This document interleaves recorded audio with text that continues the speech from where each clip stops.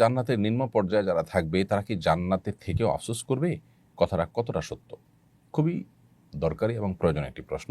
লোকমুখে বহুল প্রচলিত আছে যে যারা জান্নাতে যাবেন তাদেরকে আল্লাহ তাআলা যে জান্নাত দিবেন, তিনি যে স্তরের জান্নাতি, তার চাইতে উঁচু স্তরের জান্নাতের দিকে তাকিয়ে তিনি সবসময় আফসোস করবেন যে আমি কেন উঁচু স্তরের জান্নাতি হতে পারলাম না।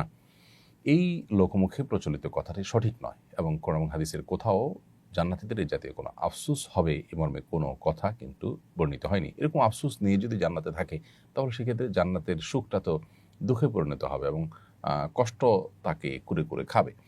তাহলে আর জান্নাতে যে কোনো কষ্ট থাকবে না, কোনো দুঃখ থাকবে না, সে বিষয়টি কিভাবে প্রমাণ হয়? তাছাড়া কোনো হাদিসে এরকম কোনো আফসোসের কথা বলা হয়নি। এটা লোকমুখে প্রচলিত কথা শুধুমাত্র।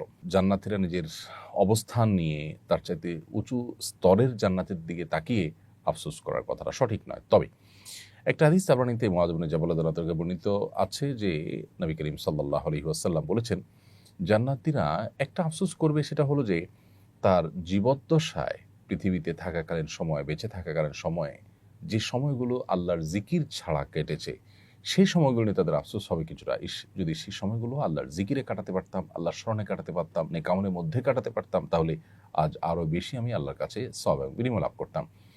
তো এই যে আফসোস হবে, এই আফসোস বলতে শুধুমাত্র দুনিয়াতে আল্লাহর জিকিরের বাইরে থাকা সময়গুলো নিয়ে তাদের একটু আফসোস থাকবে, এটুকু এ হাদিস থেকে বোঝা যায়। যদিও এ হাদিসের সনদ নিয়ে ফুকাহে কেরামের ভিন্নমত আছে, কেউ এটাকে সহিহ বলেছেন, কেউ সহিহ বলেননি।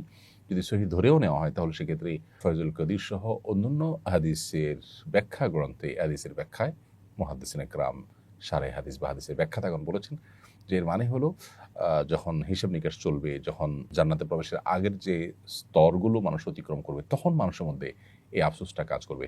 জান্নাতে প্রবেশের পর আর আসলে কোনো আফসোস দুঃখবোধ থাকবে না, কারণ দুঃখবোধ বা আফসোস থাকলে জান্নাতে যে নিরঙ্কুশ সুখ শান্তির কথা আল্লাহ তাআলা জানিয়েছেন সেটা কিভাবে বাস্তবায়িত হবে। বিধায় জান্নাতীদের মধ্যে কোনো আফসোস থাকবে না, এটি হলো সঠিক কথা।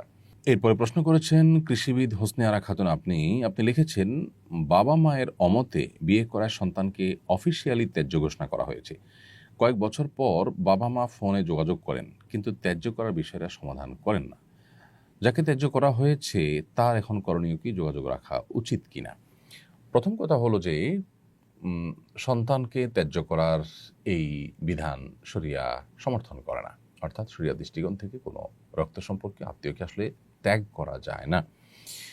যত অভিমানী থাকুক না কেন, তাকে চিরতরে ত্যাগ করা, তার সাথে সম্পর্ক ছিন্ন করা, এই সুযোগটা শরিয়া কোনোভাবে আমাদের জন্য রাখেনি। যার কারণে কোনো বাবা মা যদি সন্তানকে ত্যায্য করেন, তাহলে সেক্ষেত্রে শরিয়া দৃষ্টিকোণ থেকে এই ত্যায্য করার কোনো ভিত্তি থাকবে না এবং গ্রহণযোগ্যতা থাকবে না। ফলশ্রুতিতে বাবা মা যদি আপনার সাথে যোগাযোগ করেন, তার মানে তারা আপনার সাথে যোগাযোগ শুরু করে দিয়েছেন যথাযথ এবং স্বাভাবিকভাবে আপনি যোগাযোগ করবেন, ব্যাস এটাই যথেষ্ট। ত্যায্য যেহেতু শরিয়া দৃষ্টিকোণ থেকে গ্রাহ্যই নয়, অতএব ত্যায্য আবার অফিসিয়ালি উইথড্র করার কিছু নেই। যোগাযোগ স্বাভাবিক করলে ইনশাআল্লাহ চলবে এবং আপনারও উচিত, আপনারও কর্তব্য সম্পর্ক স্বাভাবিক করার জন্য চেষ্টা করা এবং যোগাযোগ রাখার চেষ্টা করা, এবং তাদের প্রতি আপনারও যদি কোনো অভিমান থাকে, কষ্ট থাকে, সেটাকে ভুলে মা বাবা হিসাবে তাদেরকে তাদের সাথে সদাচরণ করা এবং তাদের সাথে যোগাযোগ রক্ষা করা, এটা আপনার কর্তব্য। আমরা একটি কনফারেন্সে গিয়েছিলাম, সেখানে আমি মুসাফির। আসরের নামাজ পড়ার সময় আমাকে ইমামতির জন্য বলা হয়। ওখানকার 90% প্লাস মুসল্লি মুকিম ছিলেন। আমি বললাম, আমি তো মুসাফির, আপনাদের মধ্য থেকে মুকিম একজন ইমামতি করেন, যাতে আমিও পূর্ণ 4 রাকাত নামাজ পড়তে পারি। এখানে ইমামতি ছেড়ে দেওয়াটা কি উচিত হয়েছে কিনা? ইমামতি করাটা তো ফরজ ওয়াজিব কোনো কাজ নয়, বিধায় আপনি কোনো মুকিমের পিছনে নামাজ পড়লেন, আপনার নামাজ আদায় হয়ে গেছে। কিন্তু মুকিম হিসাবে 2 রাকাত যদি আপনি পড়তেন আর বাকিরা আপনার পেছনে 2 রাকাত প্লাস করতো, তাহলে এক উসিলায় অনেকের অজানা মাসালা জানা হয়ে যেত, সেটা হতো আপনার জন্য বেশি ভালো। তাছাড়া শরিয়া মুসাফির হিসাবে আপনার জন্য 2 রাকাত পড়ার বাধ্যবাধকতা রেখেছে, সো 2 রাকাতেই আপনি তুষ্ট থাকা উচিত শরিয়ার বিধানের ব্যাপারে। এই তুষ্টি আমাদের থাকা দরকার, তারপরে আপনার নামাজ হয়ে গেছে।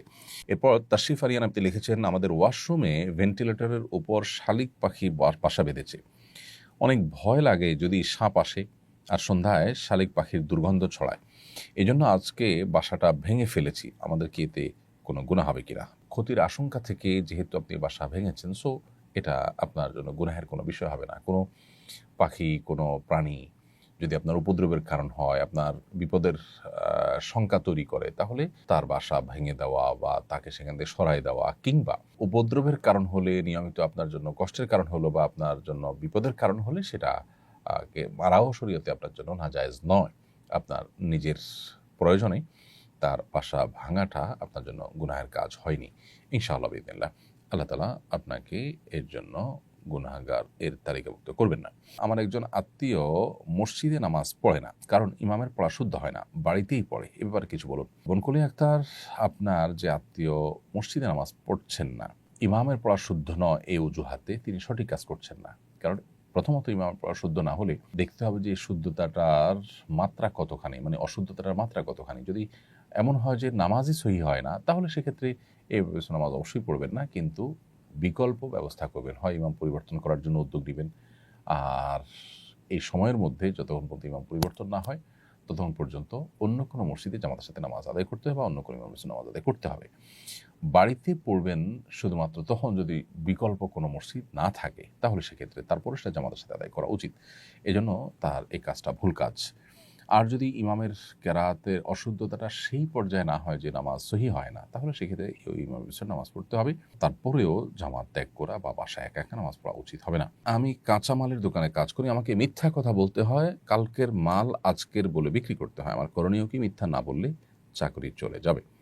বাইদুল ইসলাম, চাকরি আপনার রিজিক দাতা নয়। সন্দেহাতীতভাবে চাকরি থাকলে আমাদের জীবিকা নির্বাহ করার পথটা সহজ হয়, সেজন্য আমরা চাকরি রক্ষা করার জন্য চেষ্টা করি। কিন্তু তার মানে এই নয় যে আমার ঈমান, আমল, আমার আখিরাত ধ্বংস করে হলেও আমাকে চাকরি করতে হবে। সেই জায়গা থেকে আপনাকে বলতে চাই যে আপনার জন্য শরিয়ার বিধান হলো যে মিথ্যা বলা ছাড়া যদি চাকরি করা না যায়, সেই চাকরি করা আপনার জন্য জায়েজ নয়। চাকরি করে আপনি জীবিকা নির্বাহ করবেন, কিন্তু মিথ্যা বলে তো আপনি আপনার জাহান্নামের পথ সুগম করবেন। তাহলে একজন মানুষ যদি ক্ষুধার্ত থাকে, তাহলে তিনি নিশ্চয়ই বিষ খাবেন না, কারণ বিষ খেয়ে ক্ষুধা নিবারণের চেষ্টা করলেও তাতে তিনি মারা যাবেন। অর্থাৎ এই ক্ষুধা নিবারণের কোনো মানে হয় না। ঠিক একইভাবে মিথ্যা বলে চাকরি করে আপনি জীবিকা নির্বাহ হয়তো করতে পারবেন, কিন্তু জাহান্নাম আপনি ত্বরান্বিত করছেন। সেজন্য আপনার জন্য এই চাকরি সুইচ করে অন্য কোনো চাকরি বা অন্য কোনো পেশা যাওয়ার চেষ্টা করা উচিত। আল্লাহ তাআলা রিজিক দাতা, রিজিক আহরণ করবার জন্য আমাদেরকে কষ্ট করতে হবে। হয়তো চাকরি ছেড়ে দিলে আপনার একটু কষ্ট হবে, হয়তো টানাটানি করে চলতে হবে, হয়তো আর একটু খারাপ চাকরিতে আপনাকে যেতে হবে, হয়তো উপার্জন একটু কম হবে, কিন্তু এই সমস্ত স্যাক্রিফাইসগুলোর বিনিময়ে তো আমরা আল্লাহর কাছে জান্নাত চাইবো। আমরা আল্লাহর কাছে জান্নাতটা কোন মুখে চাইবো? আমি আমার সব কিছু ঠিক রেখে যদি আল্লাহর কাছে জান্নাত প্রত্যাশা করি, সেটা তো সঠিক প্রত্যাশা হবে না। অতএব আপনার উচিত এই চাকরি বাদ দিয়ে অন্য কোনো চাকরিতে যাওয়া, কিংবা মালিককে সাফ জানিয়ে দেওয়া যে আমি তোমার এই কাজের জন্য মিথ্যা বলতে পারবো না। আস-সুন্নাহ ফাউন্ডেশন, উম্মার স্বার্থে সুন্নাহর সাথে।